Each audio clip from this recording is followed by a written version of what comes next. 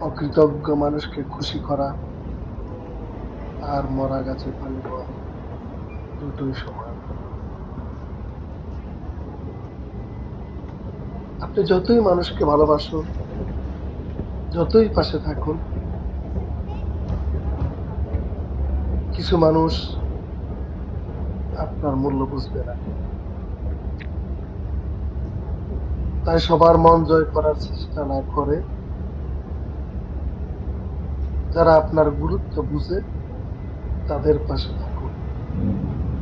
মনে রাখবেন, আপনার ভালো ব্যবহার দুর্বলতা নয়। তাই ভুল মানুষের জন্য সময় নষ্ট করবেন না।